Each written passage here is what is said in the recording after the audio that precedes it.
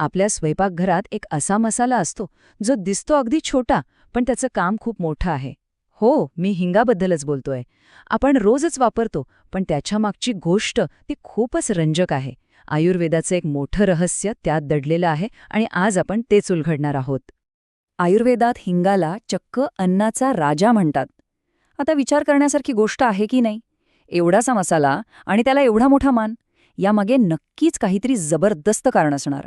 चला तर मग या राजाच्या साम्राज्यात टोकावून पाहूया आणि त्याची खरी शक्ती काय आहे ते जाणून घेऊया. तर मग सुरुवात करूया. आयुर्वेदानुसार हिंगाला इतकं महत्त्वाचं का मानलं जातं आणि आपल्या आरोग्यासाठी त्याचे फायदे नेमके काय आहेत, हेच आपण आता सविस्तरपणे पाहणार आहोत.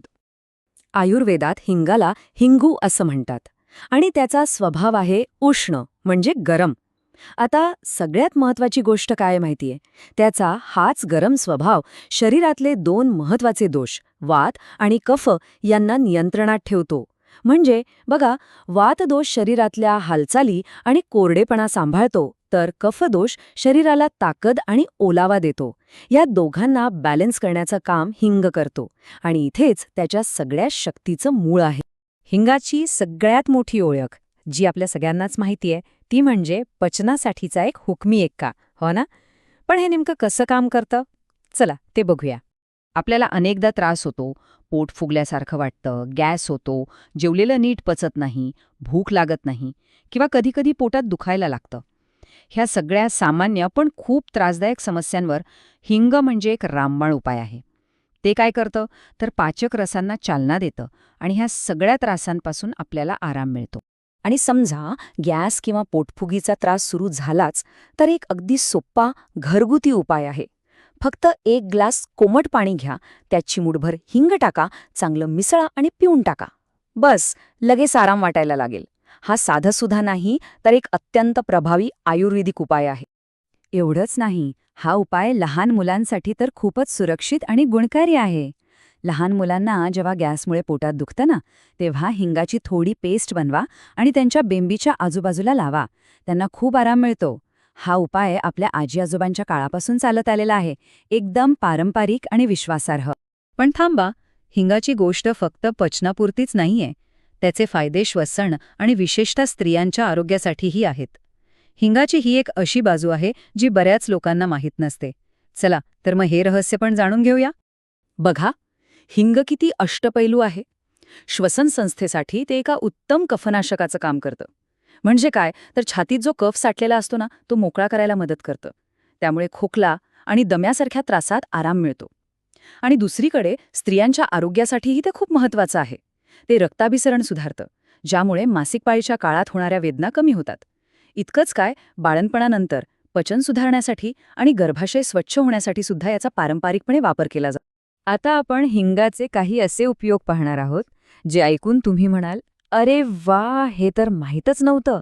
हे उपयोग हिंगाला खऱ्या अर्थाने एक ऑलराऊंडर बनवतात. कधी अचानक दात दुखायला लागलं तर काय करायचं?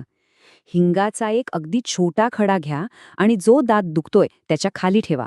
यामुळे वेदना कमी व्हायला मदत होते. हा एक पटकन आराम देणारा घरगुती उपाय आहे, लक्षात ठेवा. आणखी एक महत्त्वाचा फायदा म्हणजे ब्लड प्रेशर. हिंगामध्ये असे गुणधर्म आहेत जे रक्तात गुठळ्या होऊ देत नाहीत. त्यामुळे काय होतं तर रक्तप्रवाह एकदम सुरळीत राहतो आणि रक्तदाब नियंत्रणात राहायला मदत होते. बघा, किती महत्त्वाचा गुण आहे हा. आणि हा तर कदाचित सगळ्यात आश्चर्यकारक उपयोग आहे. समजा एखादा किडा चावला किंवा मधमाशीने दंश केला, तर त्या जागेवर पटकन हिंगाची पेस्ट लावा. यामुळे वेदना पण कमी होतात आणि विषाचा प्रभावसुद्धा कमी होतो. म्हणजे बघा, हे एक प्रकारे नैसर्गिक अँटीडोटसारखं काम करतं. आता आपण हिंगाचे इतके सगळे फायदे पाहिले, पण एक गोष्ट लक्षात ठेवली पाहिजे. कोणतीही शक्तिशाली गोष्ट वापरताना थोडी काळजी घेणं गरजेचं असतं. तसंच हिंगाच्या बाबतीतही आहे. काही नियम आहेत जे आपण पाळले पाहिजेत. तर मग प्रश्न हा आहे की हिंग वापरणं सगळ्यांसाठी सुरक्षित आहे का?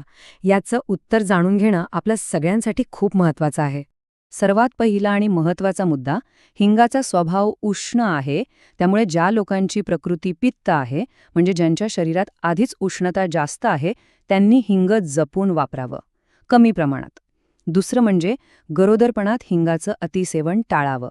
आणि हो, आयुर्वेदानुसार सर्वोत्तम परिणामांसाठी शुद्ध हिंग नेहमी तुपात थोडंसं परतून मगच वापरावं. तर हिंगाच्या या प्रवासातून एक गोष्ट तर नक्कीच शिकायला मिळाली की आपल्या स्वयंपाकघरातल्या छोट्या छोट्या डब्यांमध्ये आरोग्याची मोठी मोठी रहस्य दडलेली आहेत. विचार करण्यासारखी गोष्ट आहे नाही का?